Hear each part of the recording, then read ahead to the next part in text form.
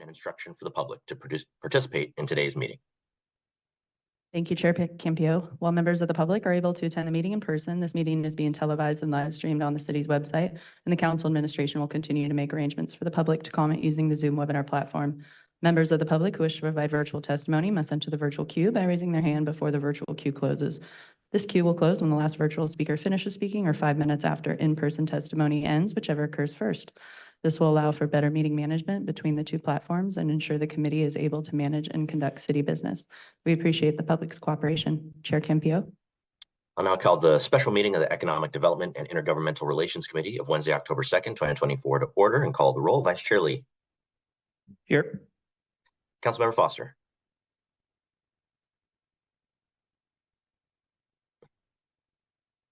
I'm sorry, here.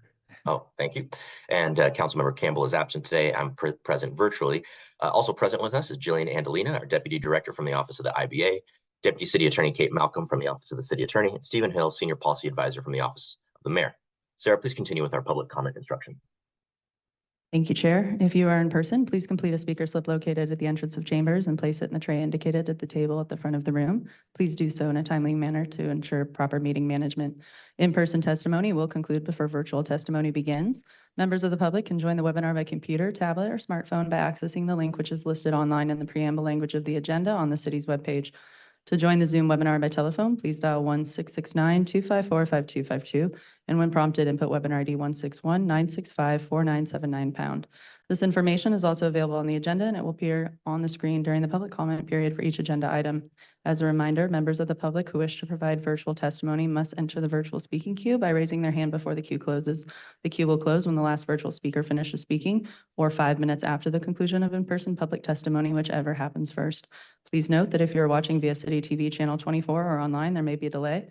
Please participate via the audio on your phone and mute your TV or computer when it is your turn to speak. If you wish to speak on a particular item, please wait for that item to be called and then raise your hand to speak by tapping the raise your hand icon, or if you're a call-in participant, by pressing *9 on your cell phone or landline. If you raise your hand during a non-comment period, your hand will be lowered. Chair. Thank you, Sarah, for reviewing those instructions. For the benefit of the public, a quorum now being present. As a note to the public, we will take non-agenda public comment at the end of our meeting after we have heard the agendized item. We'll now move to committee members, mayoral staff, city attorney, and IBA comments. Do we have any comments? Hearing and seeing none at this point. Do we have any requests for continuances? Hearing none at this point, we'll move on to our agenda. Let's dispense with the approval of our consent agenda. Do we have any requests to pull? Hearing none. Sarah, please proceed with our public comment. Thank you, Chair. The public comment period for the consent agenda is now open. The consent agenda includes the approval of the committee minutes from September 4th, 2024. And Chair, we will begin with in-person testimony. Allegedly, Audra, if you would please approach the lectern, you will have 1 minute to share your testimony.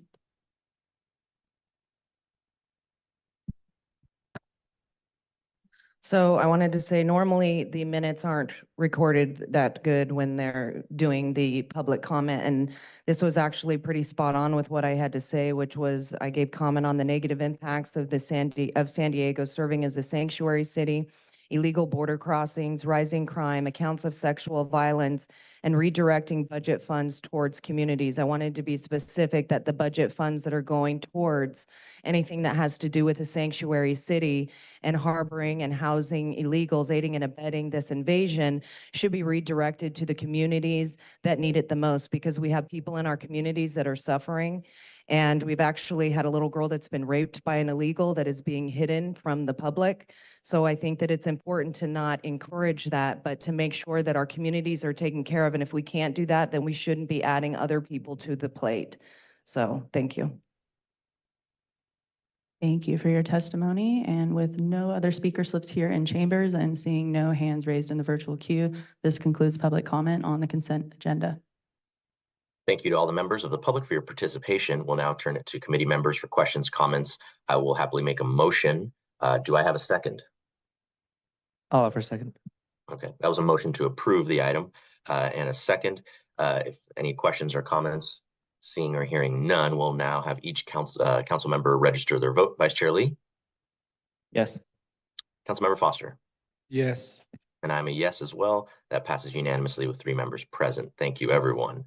We'll now move on On to our discussion agenda. Sarah, please introduce item number 2. Thank you, Chair. Item number 2 is the annual recommendation on council discretionary portion of transient occupancy tax. If you are watching on City TV or the live stream online and you'd like to call into the meeting to speak, please dial 1-669-254-5252, inputting webinar ID 161-965-4979 #. Chair. Thank you. We'll now hand it over to Carrie Shaw, Policy Advisor from my office for District 7. Carrie, please introduce yourself. Let us know how much time you'll need for the presentation.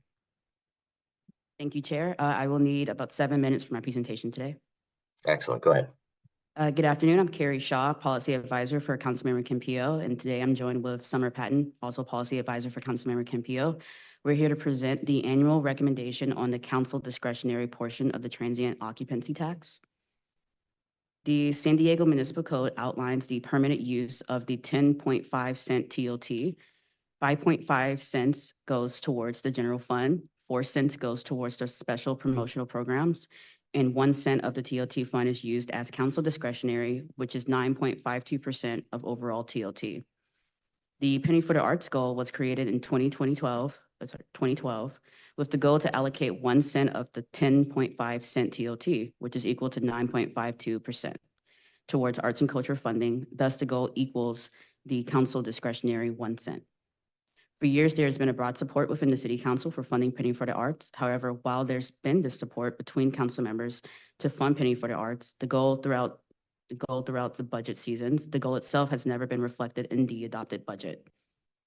With this in mind, Councilmembers Campillo and Moreno led the City Council in approving amendments to Council Policy 100-03. These amendments create an annual process for the City Council to recommend how the council discretionary portion of TOT funds should be allocated, thus creating a formal mechanism to advocate for Penny for the Arts. This slide briefly explains the annual process for Council's recommendation for the council discretionary 1% of TOT. The EDIR committee recommends the use of 1 cent TOT and forwards it to the Budget and Government Efficiency Committee. The Budget and Government Efficiency Committee reviews, approves, and amends the allocation. The IBA then incorporates the recommendation into the budget priorities resolution for City Council consideration.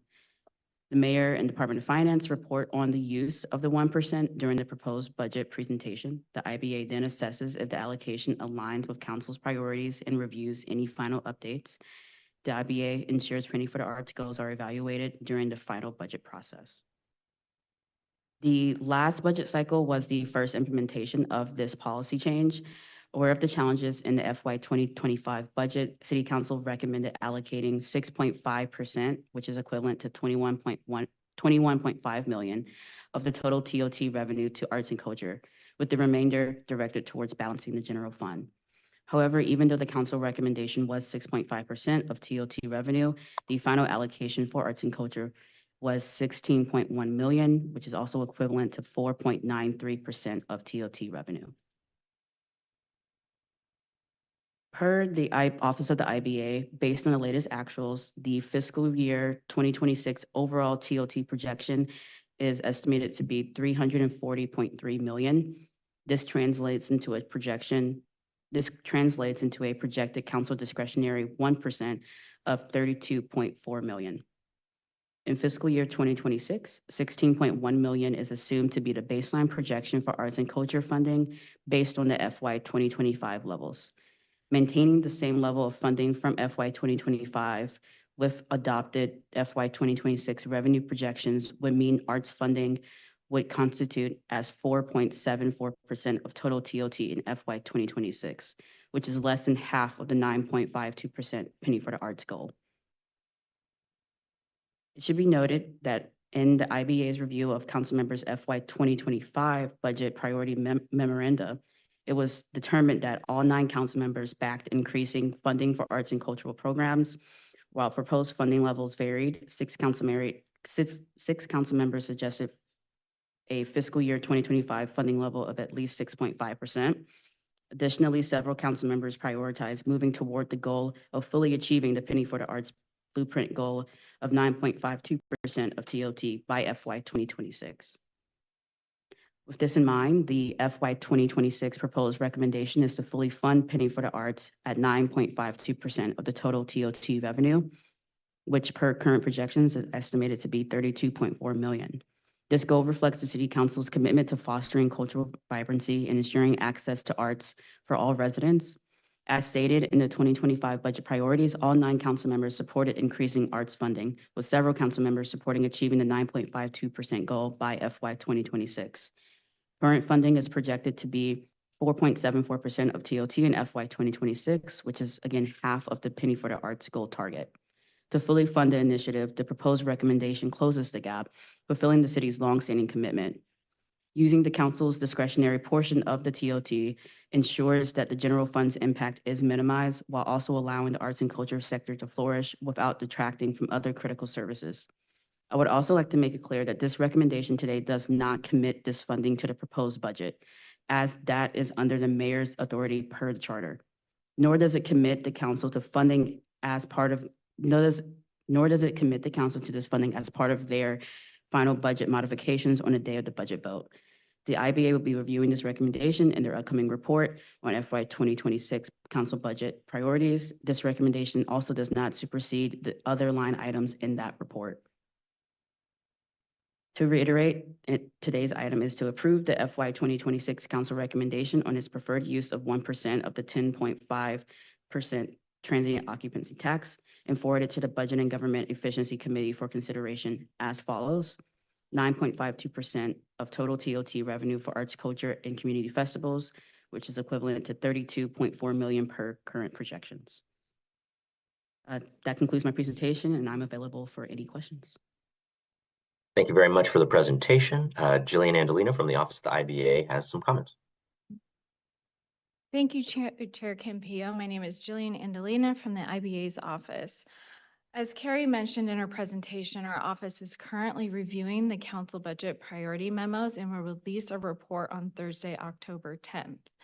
Our report will reference this committee's recommendation on the proposed allocation of the 1 cent TOT that will be made today, and the report will be considered at the October 16th Budget and Government Efficiency Committee. The BGE committee will review and may modify the budget priorities and this committee's recommendation.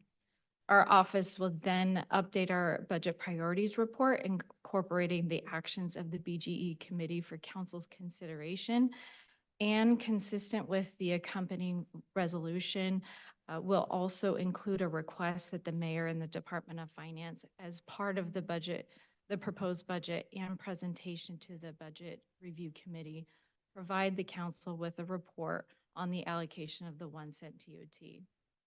Once council adopts the fiscal year 2026 budget priorities resolution on October 28th, it will be submitted to the mayor for consideration in the development of the proposed budget. There are more steps to this process outlined in the staff report, but generally our office will analyze throughout the budget process whether the 1 cent TOT recommendation has been met, and if not, offer budget modification options for council based on available resources. The recommendation before you today is to fund arts and culture at a level equivalent to 9.52% of TOT revenue, or about $32 million in fiscal year 2026. This would require an additional $16 million above this year's funding level for arts. Given the city's current structural budget deficit, absent a new revenue source, this recommendation would need significant reductions to other city services to be achieved. Thank you. Thank you very much for those comments. Sarah, do we have any public comment? Thank you, Chair. Yes, we have received 13 speaker slips here in chambers, so we will begin public testimony with Joy Senyata. If you can please approach the lectern, you will be followed by Cesar Javier and Christine Martinez. And for item number 2, you will have 1.5 minutes to share your testimony. Thank you, Sarah. Joy Senyata, District 3. Thank you, Carrie. Very good as always. Jillian, thank you so much. Good to see you. And wow, the IBA, listen to every word they say. That was very good, Jillian. So, goodness sakes, is this number 1? Okay, City Council's preferred use of the 1% of the 10.5% equals 9.52%. That 1% of 10.50, or 9.52% of the TOT.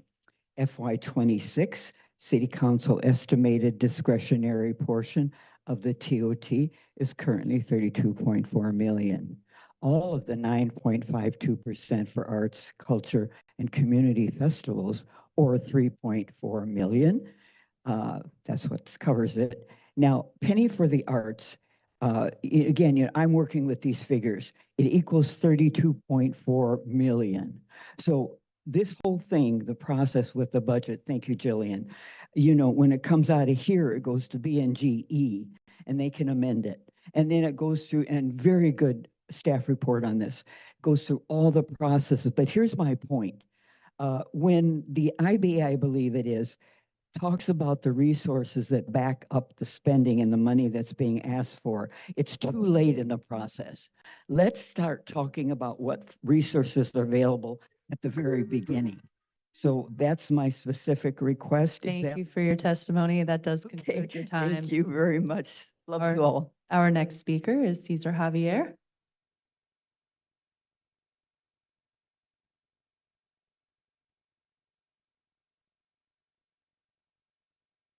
Mr. Javier. I'm learning. Thank you for the presentation. And I see that, Councilor Foster, I am very appreciative of your process of analysis.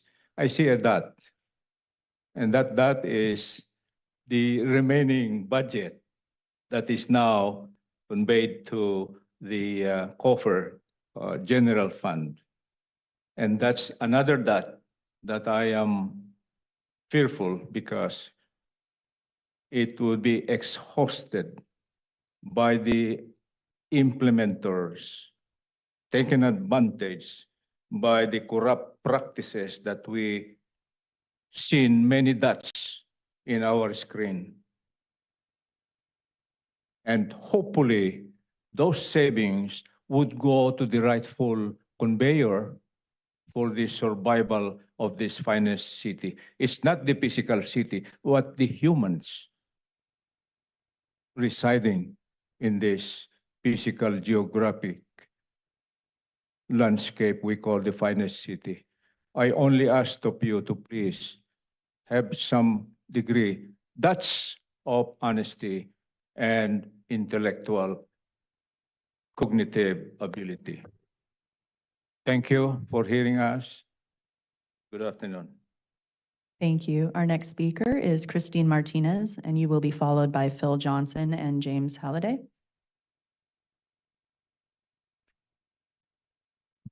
Good afternoon. My name is Christine Martinez. I'm here from Arts and Culture San Diego. We're a group of more than 160 arts and culture groups from throughout all 9 districts of the city.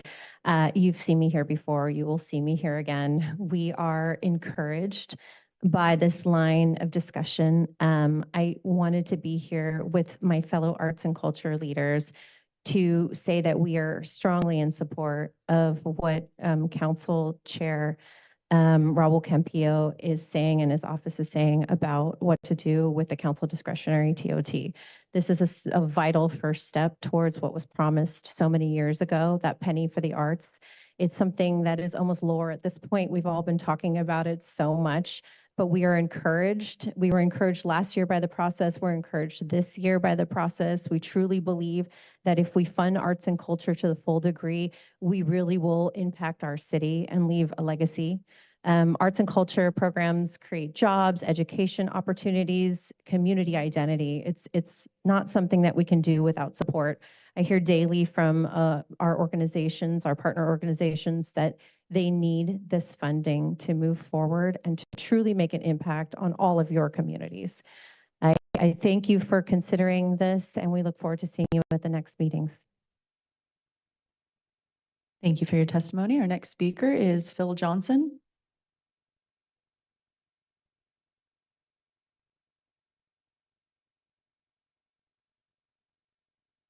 Hello, and thank you for having me. My name is Phil Johnson. I'm the artistic director of a small professional theater called the Roustabouts Theater Company, and a grateful recipient of money from the city. we're very glad that you support the arts the way that you do. And I think it's a very important thing for our city. We consider it our job and our privilege to provide our patrons and voters with inspiration, with connection, with empathy. So to us, it's a very important thing that a lot of people in the city can use, and especially in a difficult time, I think it's helpful. So we're very happy also to provide adult education to that accompanies our plays, which are new plays and older plays from last century, for situations like dealing with the homeless, people getting out of incarceration. We consider that our most important thing is to communicate issues and try to deal with difficult situations and bring hope and a sense of humor as well in our work to these difficult subjects. So thank you very much for your support on this. We appreciate it. Thank you for your comment. Our next speaker is James Halliday. Moving on to Carlos Cristiani.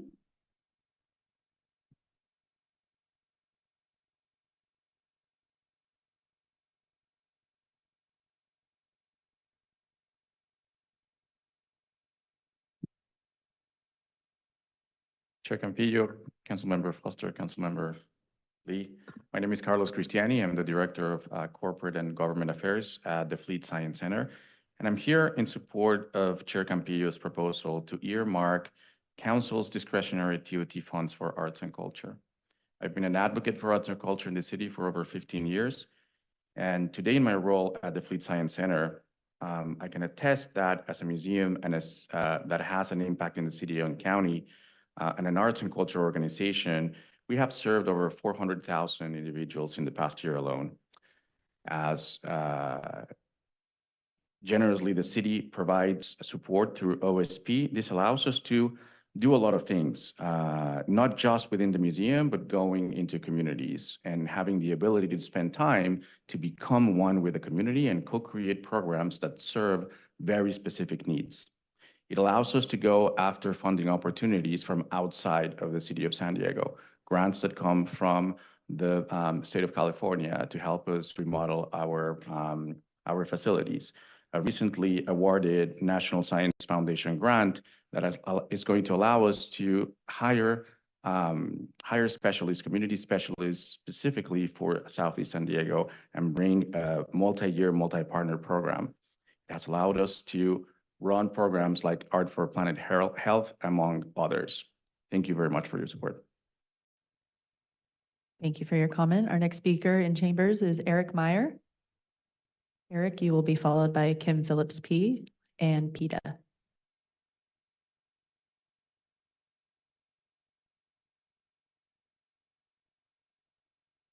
Good afternoon. My name is Eric Meyer. I'm the Assistant Director of Education at the Fleet Science Center. I'm also happy here to join the effort to speak in support of Chair Campillo's proposal to earmark discretionary TOT funding for arts and culture. The OSP unrestricted funding helps the fleet to provide youth with exposure and educational experiences to a broad array of STEAM professionals and careers. This impacts their identity. It helps them see themselves as STEAM professionals. It helps them see their pathways through college into career, through community colleges and four-year institutions, through the windy road that youth often perceive as a straight path. It helps them see themselves as in STEM spaces and develop networks of peers and STEAM professional role models. Some of the ways that the fleet has been doing this in District 6 include our BWISE program, which is Better Education for Women in Science and Engineering. Groups of middle and high school girls have met with and learned from role models, primarily women, at Nano Pharma Solutions, Bristol Myers with their Be Now group, including one woman who's an alumni of the program, of our program, and with Corollo Engineers, who are part of the Pure Water Project here. The fleet has been collaborating also with the library system, including Mira Mesa and University Community Libraries, to bring exhibits and hands-on interactives to library locations. Librarians have told us that many of their 140,000 plus patrons have told them how valuable they believe exhibits and activities are for them as they aren't able to go to Balboa Park. Thank you. Thank you. Our next speaker is Kim Phillips P.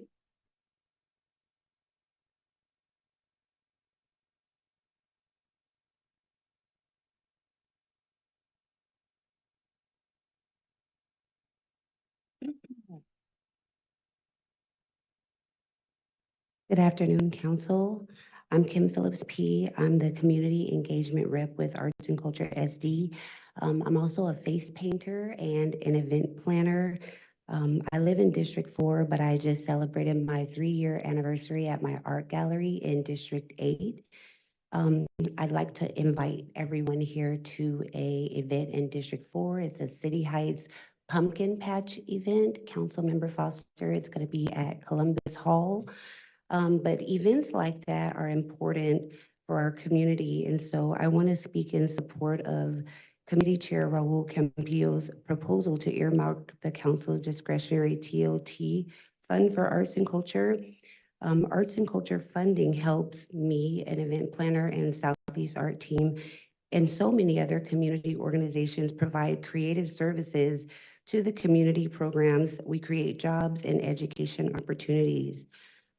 Future conversations about housing, 401k, transportation, and OSP funding for not just nonprofits, but for artists depends on this funding. So let's make this the year that council comes through on its promise to adequately fund our vital arts and culture funding programs.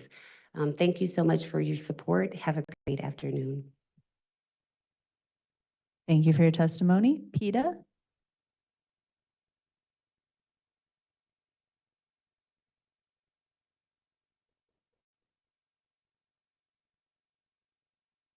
Good afternoon, Council. My name is Peter Kongputone, a resident of District 6, specifically Mira Mesa. I also help lead a nonprofit, LAOSD, which is also headquartered in District 6. So I'm here to speak in support of Committee Chair Campillo's proposal to earmark council discretionary funds for arts and culture. So I help organize over 4 annual arts and cultural festivals throughout the city and county, which attracts over 25,000 attendees. So arts and cultural funding is an investment. It creates jobs, specifically in the creative economy. So visual, performing, music, theater, film, cuisine, fashion, all these creative arts. These projects actually employ caterers, artists, event planners, marketers, security, food vendors, designers, educators, stage companies, janitorial, construction companies, so on and so forth.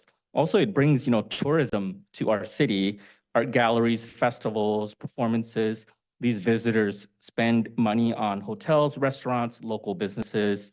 Now, the funding also helps with innovation because it helps foster creative thinking and problem solving, which is vital in today's job market. This is especially important to our youth.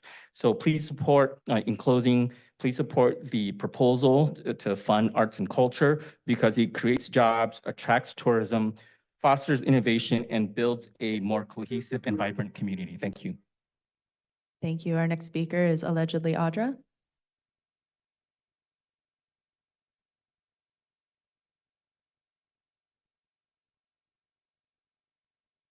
Be nice if you guys could pay attention to the people that are speaking. It's not really a long meeting and you're just on your phones doing whatever. You guys don't even care what people say. I'm just wondering though, if the promise was to completely fund it in any way possible, or is it to fund it with the TOT tax? Because if it's to do it with the TOT tax, you kind of have to deal with what you got. And it is important for arts and culture. But at the same time, because it can be a distraction to reality and what's going on, but we shouldn't be taking funding from elsewhere and putting it into this because then something else is going to suffer for that. And we have people that are dying on the streets. We have a lot of things that need to be taken care of that shouldn't be, pushed back or underfunded because of this. So if the promise was for the TOT tax to be funding it, then anything you get from that should definitely go towards it. But we have to be mindful of when we're taking money from other things. And it's just sad that you guys don't. Like, what's your job here is what I'm wondering, because you can't even pay attention to people. I don't care if you pay attention to me, but you're not paying attention to any of the people that come in here are asking for things. But, there's a lot of crises going on. I think we need to be mindful of that, especially when you're wanting to take funds from something else. And if it, was promised that it goes outside of that, then I guess you need to fulfill your promise. But we have to be cautious of taking money from somewhere else. Thank you for those concluding remarks. James Halliday? And we have 3 speaker slips in favor who do not wish to speak but would like to register their position: Randy Ward, Michelangelo Camacho, and Peter Komsky. And we will move on to the virtual queue. I will begin the 5-minute timer for all those to indicate if they wish to speak to item number 2. We will begin testimony with Ms. Maxwell. Please unmute yourself. You will have 1.5 minutes to express your testimony. Thank you. Francine Maxwell, Encanto resident, member of the advisory committee for the Black Arts and Cultural District. Just wanted to register my vote for the chair's recommendation. We know that art is a great equalizer. It helps with people's mental. It's very much needed throughout the areas of concern, and it helps with the job creation. So thank you so much, and I look forward to the unanimous vote. Have a great day. Thank you for your comment. And seeing no other hands raised in the virtual queue, this concludes public testimony on item number 2. Thank you very much to the members of the public for your participation on this item today. I'll kick us off right now, and I'm here today to just strongly recommend that we fully fund the Penny for the Arts initiative. Over 12 years ago, the city made a promise to our arts community, and today we have the opportunity to make a recommendation that pushes towards that promise and ensures that the 9.52% of the transient occupancy tax revenue is allocated to our arts and cultures organizations. Fulfilling that commitment is really important. We're standing by our word, standing by our policies, and supporting the significant economic and cultural contributions that the arts community gives to San Diego. And I want to thank Councilmember Moreno for joining me last year so that we could create this annual process to ensure arts remains a priority in our budget. I'd also like to thank the many advocates who've spoken today, along with the IBA for working with my staff on this item. The arts are more than a cultural asset. They're an economic engine. Though being a cultural asset, their value is invaluable. For every dollar we invest, the arts generate significant returns and support small businesses and families, boosts tourism, and creates great jobs, plainly speaking. This includes investing in our creative workforce, the artists and performers and cultural workers who enrich our communities and drive innovation. And by ensuring stable funding, we retain and attract talented individuals who might otherwise leave for better opportunities elsewhere. The arts community gives so much to San Diego, and so it's our job to stand up to this promise that we've made for a long time, but never achieved. This investment is more than dollars and cents. It's honoring past commitments and supports our city's identity, ensures that future generations can enjoy and contribute to the cultural richness that makes San Diego a truly world-class city. And so I will make a motion to approve FY 2026 council recommendation on its preferred use of the 1% of the 10.5% TOT and forward it to the Budget and Government Efficiency Committee for consideration as follows: for 9.52% of total TOT revenue for arts, culture, and community festivals, which by current projections is $32.4 million. With that, we have this motion, and I will turn over to my committee members for questions and comments. And I believe Vice Chair Lee has his hand up. Thank you, Chair. Let me start off by thanking all of the arts and culture organizations and leaders who are here advocating today, always. I think we've talked often about the council recognizing that we see you year after year having to come and fight for funding for organizations. And I, of course, resonate with that because I used to do the exact same thing as an arts and culture nonprofit executive director prior to coming to office. So certainly agree with Councilmember Campillo's comments in terms of the importance of arts and culture in our community, our city, and this long-awaited sort of dream that we would one day achieve what we have always promised, which is to allocate 9.52% of TOT towards arts and culture, which is a penny for arts. With that, I really wanted to talk a little bit more about this because I think last year when this item first came to committee and we discussed sort of the mechanism in which we were looking to achieve this, there were a couple things that I brought up that I think are still very relevant today, that I do think we need to consider. One is just looking at the recommendation as it is today, I just want to acknowledge that in the presentation, it was shared that last year, this committee, then the Budget and Government Efficiency Committee and the council as a whole, ultimately delivered a recommendation for 6.5% of TOT. And of that amount, as you pointed out, the actual budget ended up delivering significantly less than that. In fact, I think we all remember, certainly I as the chair of the budget committee at the time, that we frankly fought for, with a lot of the support from the arts and culture community, to make up for some of that gap by increasing as much as we could funding for CPPS and ACCF, of which only the latter part even counts towards arts and culture spending out of TOT. The proposal today is to increase that recommendation to 9.52%, which I know on the surface is us stating that we would support Pending for the Arts, something that I've time and time again clearly expressed my support for. I guess I'm curious, what's changed between last year and this year that is the driver for that change in the recommendation? In terms of, are you discussing in terms of like financial considerations of revenue? Yes. Okay, thank you. In terms of what's changed, again, this is a statement. The change to the council policy was initiated to advocate for Penny for the Arts. We knew that last year's fiscal considerations for the budget was that budget revenue was going to be down. Last year's budget was going to be a tough one. Also, we're looking at next year's budget, which may or may not be a tough one. We don't know if we're going to get excess revenue or not. And so again, this is a push for that, to have Penny for the Arts funded, just because that was the initial reasoning behind this council policy change. We've seen time and time again the input and the economic impact that the arts and culture of San Diego has had. Again, back in 2020, they had a $1.1 billion impact on our economic revenue. We're continuously seeing a TOT revenue coming in, it's rising, and so we want to make sure that we're giving, that we are increasing our support for the arts and culture. And like you said previously, last year we advocated for 6.5%, and we still got a 4.93% in the actual adopted budget.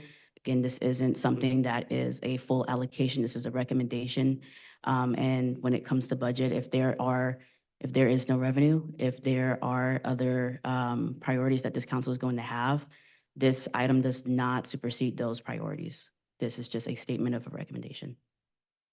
Thank you for your explanation on that front. I guess if I were to ask the IBA, given the 5-year outlook that's been projected for FY26, last year, part of the reason why the recommendation was couched at a lower number and ultimately delivered even less was because of some of the budgetary challenges we faced. In the current 5-year outlook for FY26, what is the projection that we have? Well, currently, as you know, we are facing a significant structural budget deficit that has not changed since the last fiscal outlook for the 5 years. Are you inquiring on general city finances or TOT specifically? I guess both. In both pockets, if we anticipated the general finances for the city, if there was a significant budget deficit still anticipated for FY26, and then also in TOT, I remember we had some changes to the outlook where even TOT, some of the initial expectations for the following year were drawn back a little bit. Correct. Yeah, we have looked at some actuals. They have come in a little bit lower for this fiscal year, but at this point, we're still assuming that there would be some growth in TOT, roughly 5.9% at this point. But again, we are facing a significant structural budget deficit. So an increase of this magnitude would likely impact other city services. Thank you. It really stuck to me that in your analysis, you noted here that given the city's structural budget deficit, absent a new revenue source, this recommendation would need significant reductions to other city services to be achieved. I fully would like to see Penny for the Arts achieved, and achieved as soon as possible. I also know that today, given what we know, we can certainly state that as a case, but I would like to do more than just state that this is something we want to see achieved. We've been saying that for the last 10 years. I want to ensure that the pathway actually matches up with that as well. And so frankly, I would be more comfortable with seeing a recommendation that lines up with what we currently know today as our city's financial position. The arts and culture community during the budget process had what I thought was a very meaningful recommendation, which was a request that we actually revisit the arts and culture allocation at the mid-year point, because at that point, and we know that there's a potential for significant revenue that's in discussion for the end of this year, but at that point, we would know what the result of that is. And ahead of our budgetary process for next year, it would give us a chance to make a change, I think, in terms of our future allocation. So if I were to choose, I think I would be more comfortable with seeing a recommendation more in line with the fiscal position that the city is in, but specifically requesting that we have a additional review of this item at the mid-year point so that we could actually respond to any changes in revenue that we anticipate at that time. Be curious to hear from my colleagues. I understand this, of course, will ultimately go to the Budget and Government Efficiency Committee as well. For me, the reality is I would love to see this ultimately delivered. I don't want it to just be a promise because we've promised that for a long time. I want to make sure that we actually do deliver it. The last note I would make, and this is a point I made last year as well, is that this item is designed for the council to express how it wants to allocate its 1% discretionary, what's seen as discretionary amount of TOT. I still believe that if the revenue existed tomorrow, that the council should both exercise its authority to allocate that 1%, and separately, the city should still fund Penny for the Arts out of TOT, as we have long promised, that we should not have to take from the council's 1% just to have to accomplish that. I'll turn it over to my colleagues. Thanks. Thank you, Vice Chair Lee. I believe does Councilmember Foster have his name up on the lights? Yes, sir. Thank you, Chair, and thank you for the presentation and appreciate the discussion and truly understand I'm gonna say the fiscal responsibility approach that you've indicated. However, I think at this point in time and where we currently are, because I don't believe we're just going to be starting our budget monitoring process for FY25. I'm not sure, based on the financial projections, if the 6% is is even a number as we're talking about fiscal responsibility on the projections and the structural deficit that we're facing. So I think there's a lot more work to do in order to realize what that number is. And I think the way that we deal with that is through the budget process and what we currently have set up. And so, you know, we tried to change our process to where we can get in earlier than we typically would, right? Typically, our budget memos in past would not be due until January, when we kind of have some clear data, some clear paths to better certainty, I'll say. So at this point, I will be supporting the recommendation at this level where we currently are today. But that's specifically with the understanding that nothing here takes precedent over the budget process itself. And so I think we have quite a bit of ways to go. The other thing I will say is I think as we are really looking and striving to achieve our commitment to Penny for the Arts, I just can't, you know, we just went through conversations with our citywide cultural plan, which I think is an important step as we are looking at really trying to achieve the appropriate spending capacities and so forth. But I really do, again, need to bring attention to our designated arts and culture districts, because I think we're kind of leaving those kind of out of a wider conversation at this time. And so I think we need to do some more to just understand as we are developing these funds and looking to fund items that we are watching our designated areas and ensuring that they have a process anyway in to make sure they're shored up and we're achieving what we're trying to achieve with those districts. So I want to just make sure folks understand that. And I think I'll stop there because I think we got quite a ways to go. And Chair, I think if you're looking for a second, I will second the motion. But I do understand where my colleague, his concerns are coming from. And I do agree, and I want to say this now, that we should not be looking to use our 1% to get where we are trying to go in regards to penny for the yard. So I want to make sure that I state that publicly, that I am in support of that comment and making sure we are truly trying to achieve what we're trying to achieve. So with that, I'll second the motion, and that concludes my comments, Chair. And Chair, Thank you very much. Yes, please, go ahead. If I may clarify too, I think I mentioned a deficit of a rough magnitude of 200 million. I do have more specific. For the last 5-year outlook, the baseline was 156 million, but when you add planned, Vice Chair Lee, you asked what has changed. Is that more and more council members have brought up repeatedly that they want to see more money flowing towards our arts and culture community because arts is infrastructure, arts is job creation, and to separate arts and culture as a way as to think of something as simply fine arts or simply something historical or fine art performance, any of those sorts of things, loses track of how much those organizations provide to our community, supporting families. And so integrating this component as economic development, that is what has changed over the last several years in my mind. So I appreciate that we are operating in with the dollars and cents that we have. And at this point, I'm grateful that my fellow committee members see that at this point, all the budget is a negotiation and it won't start for another 6 months or so.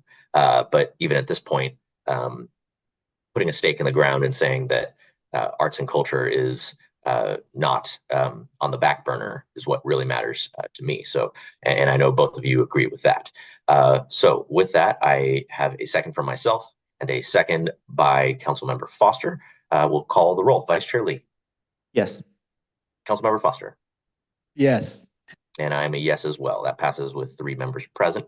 Thank you, everyone, for that. We will now move to our non-agenda public comment. The council members respect and appreciate the public's input, are fully committed to protecting every participant's free speech rights at council and committee meetings. Sarah, please proceed with our non-agenda public comment. Thank you, Chair Campillo. Per Rule 2.7, non-agenda public comment is an opportunity for members of the public to comment on the items that are not on the agenda, but they are within the subject matter jurisdiction of this committee. Each speaker will have 2 minutes. If you are in person, please come up to the reserved seats at the front of the room when your name is called and be prepared to come up to the lectern in the order called. Members of the public who wish to provide virtual testimony must enter the virtual speaking queue by raising their hand before the queue closes. This queue will close when the last virtual speaker finishes speaking or 5 minutes after in-person testimony, whichever occurs first. We currently have 5 speaker slips submitted here in chambers, so we will begin with in-person testimony, beginning with Joy Sunyata. And Joy, you will be followed by Purita Javier and Cesar Javier. You will have 2 minutes. Thank you. I am reading verbatim from Bruce Appleyard's beautiful, powerful, innovative, A Declaration of Interdependence for San Diego, Tijuana. And I quote the first 2 paragraphs. Cross-cultural exchanges have occurred for generations across the San Diego-Tijuana region. In many ways, it is the constant exchange between people from diverse backgrounds that forms our greatest strength, driving our innovation, enriching our identity, and creating an exceptional sense of place for all of us. Inspired by the seminal vision of Temporary Paradise, a look at the special landscape of the San Diego-Tijuana region by Donald Appleyard and Kevin Lynch in 1974, we joined together this celebration of our region as the first multinational world design capital. End of my quoting. I plan to finish reading this entire declaration, which is 2 full pages of interdependence, by the end of this year. So I hope you'll be listening. It's a beautifully written Declaration of Interdependence, and I'm really excited to honor all of us with this because it speaks to everyone. Thank you and love to all. Thank you for your testimony. Our next speaker is Parita Javier, and you will be followed by Cesar Javier.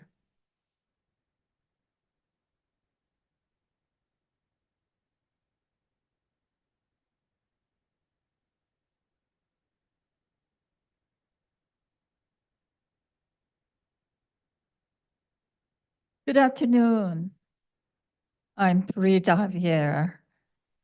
Thank God for the air quality index today is moderate 53 at 7:19 a.m. Reading but not true when the ceramics kiln next door is fired by artist Donald Tracer of the San Diego Pottery Guild. The primary business type is non-metallic mineral product manufacturing known as ceramics, pottery, home business, home occupation, operating since 1984, located at 5238 Streamview Drive, San Diego, California, 92105, a neighborhood dedicated at residential zone. Science through research and studies explains that ceramics pottery industry produces, generates, and emits toxicity such as poison gases, airborne contaminants, and dust that impact, harm potentially to human and environment demand and his shell Mother Earth. Top polluters, according to country, or air pollution control distinct are mobility such as on land, air, and water. This can Cesar Javier, we have a natural art in our geographic west bank of Cholas Creek. Look at it. It's nature's work of art. And by God, there is a human being started this, blemishing it, poisoning the air we breathe. He got his first base, got into a home run, free will, paid $38 annually, poisoning the air we breathe. Where do we connect the dots, Honorable Foster? It's wrong. This is a deception. This is a fraud, thinking that the Rule 11 will protect him. No, sir. It's a wrong law. It's a wrong ordinance that we would like to bring to you through our petition. Honorable Lee, we handed this petition from our residents in the community through the planning group. We were import participants in that planning group. But because of our trust that the city will listen citywide, we seed and amplify this throughout the city. We reach as far as La Jolla City Planning Group. Our chair knows it because we handed this petition through the Navajo Planning Group. This is the suggestion of the Choyas.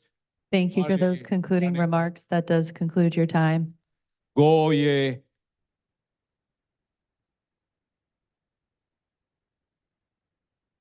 Our next speaker is allegedly Audra, and you will be followed by Jan Bourgeois.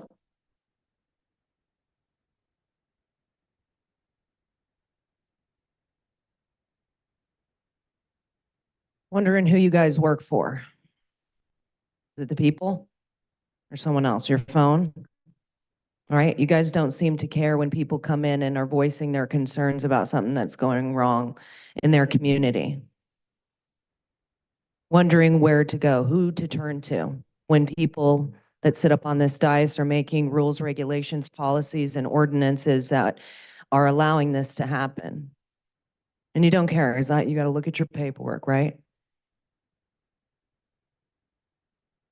It's funny, Kent and Henry, that you can sit and ignore people like that.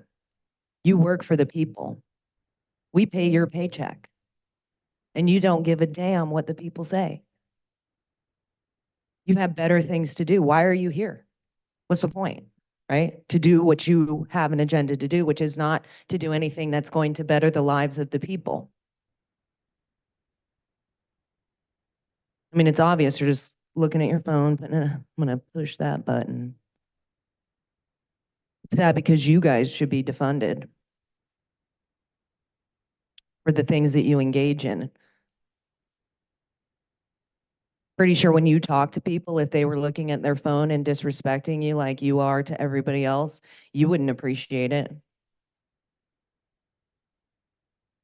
But it's not you asking for things to change.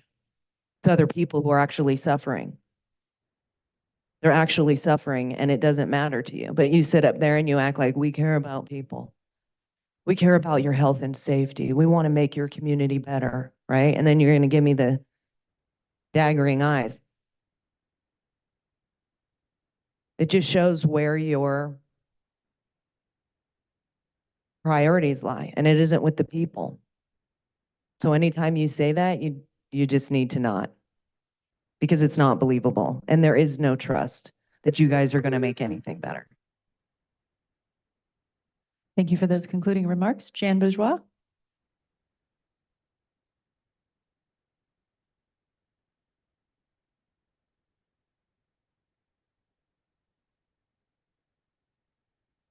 Hello, Jan Bourgeois, I can't even say it. East Village. I certainly hope that some of the TOT does go for homeless services, because when people come, I know some of the people that came to Comic-Con, which is a huge event for us. I live in the East Village, so I'm downtown and wander around all the time. And a couple of them did make comments about the number of homeless out on our streets. It is a lot better. The tents are mostly gone and it's more individuals. But even so, we can do so much more. So I certainly hope, I don't know if they do right now, but certainly a percentage of the TOT should go towards housing, low-income housing, and homeless services. Then certainly what some of the people are complaining about, that's a huge issue down in the South Bay. I try to find possible places that could be used for shelter so that people can come off the street. Certainly the individual tents have been popular at Lot O, I think it is. So I could see getting more. I think they're going to have more of those. That would be, it gives you a little bit of privacy, because some of them don't like the huge tents, although anything we can do is a step in the right direction. I talked about Logan Yards. It's over just outside East Village, but it's in Barrio Logan, but it's supposed to be 900 units. And very few are set aside for low income. So I think in the future, we need to have either the in lieu of fees increase dramatically, and also the number of individual set-asides for very low income. So hopefully we can keep working on that. And thank you for public service. Thank you for those comments. That does conclude non-agenda public comment in chamber. So I will begin the 5-minute timer for all those to indicate if they wish to speak in the virtual queue. Currently, we have 4 hands raised. We will begin with phone number ending in 7234. phone number ending in 7234, you can unmute yourself by pressing *6.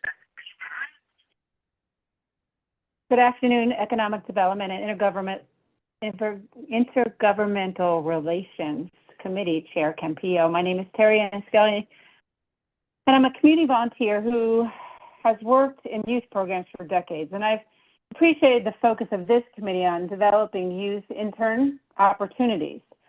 I'm sure you are thrilled, as I am, to learn about the Youth Development Grant of $7.6 million to assist with the city's Employ and Empower Youth Workforce Program. We understand that this program is for ages 16 to 30.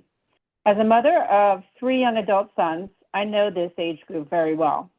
This age group has been in the spotlight because marijuana and hallucinogenic use in the past year by young adults, 19 to 30-year-olds, increased meaningfully compared to 5 and 10 years ago.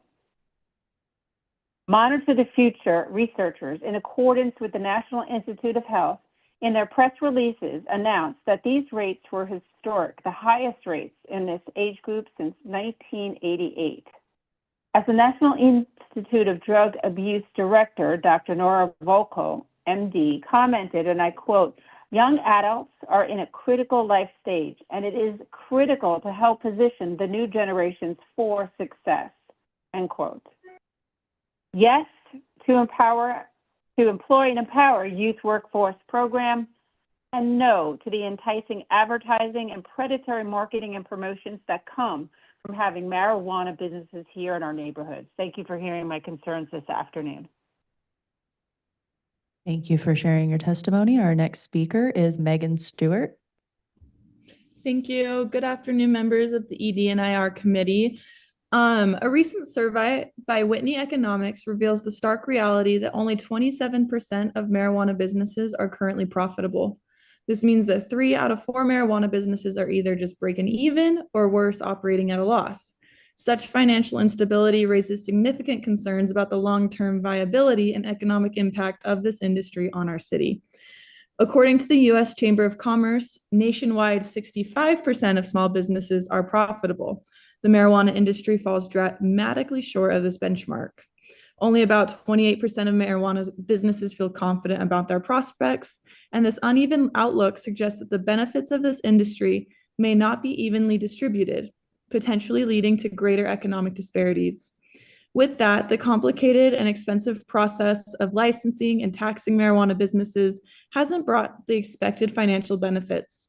Instead, local governments in the state are discovering that the tax revenue from marijuana isn't enough to cover the costs of regulating the industry.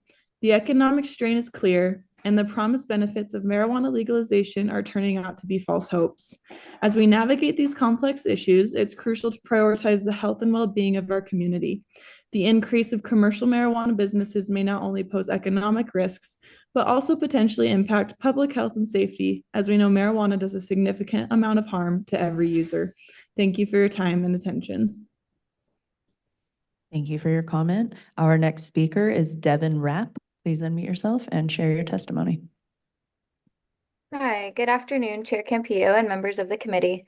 This committee is responsible for worker rights and protections, labor standards, and job quality standards. I appreciate the opportunity to speak with you today about the recent actions taken by California's Unified Cannabis Enforcement Task Force and the implications for workers and jobs in our community. A recent enforcement operation in Oakland resulted in the seizure of over $2.3 million worth of illegally cultivated cannabis, alongside a significant quantity of toxic pesticides. This operation not only highlights the ongoing issue of illegal cannabis cultivation, but also underscores the dangers these operations pose to justice and fairness within our workforce. Governor Newsom created the Unified Cannabis Enforcement Task Force to align state efforts and increase cannabis enforcement coordination between state, local, and federal partners. The enforcement actions deprive illegal cannabis operators and transnational criminal organizations of illicit revenue that harms consumers and undercuts the regulated cannabis market in California. The task force's focus extends to combat the exploitation of vulnerable workers in these illegal operations, addressing labor violations and human trafficking, This comprehensive strategy not only disrupts illegal cannabis activities, but also promotes justice and fairness within our workforce. As we consider the implications of these enforcement actions, remember that your efforts are crucial to protect the rights and dignity of every worker in our community. I urge this committee to continue prioritizing these efforts so we can ensure that our policies reflect our values of justice, equity, and respect for all workers. Thank you. Thank you for your testimony, and the 5-minute timer has concluded. We have one hand remaining in the queue, and we will take no other callers beyond this remaining individual. Peggy Walker, please unmute yourself and provide your comment. Thank you. Good afternoon. I want to call attention to two of this committee's pillars.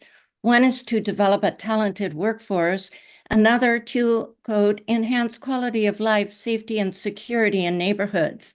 As a health advocate, I suggest the widespread availability of high-potency marijuana marketed directly to youth defies these principles. Top U.S. scientists just reported that giving priority to marijuana sales and tax revenues has caused harm to public health nationwide, especially to youth. Local parents, prevention, medical, and treatment professionals verify marijuana's harms in our neighborhoods, linking its use to upticks in costly medical emergencies, hospitalizations, addiction treatment, and even suicides. All of which brings us to question whether the economic benefits of marijuana commercialization justify its heavy social costs. I said before, if apples were sickening, poisoning, and hospitalizing young people, our future workforce, apples would be off the market in 5 minutes. Isn't it time to measure marijuana's harm versus any economic benefit? Colorado found that for every $1 of marijuana tax revenue received, it costs nearly $5 to mitigate the effects of commercialization. I urge this committee to instigate data collection systems to investigate legalization's real costs to young San Diegans. We may find that commercialization's high social costs do not support sustainable economic success. Thank you. Thank you for your testimony. And with no other hands in the virtual queue, this will conclude non-agenda public comment. Thank you very much for all members of the public for your participation today, and to my colleagues as well. This brings us to the end of our agenda. We'll now adjourn the Special Economic Development and Intergovernmental Relations Committee meeting to our next regularly scheduled meeting, which is Wednesday, October 30th, 2024 at 2 p.m. Thank you and have a great rest of your day.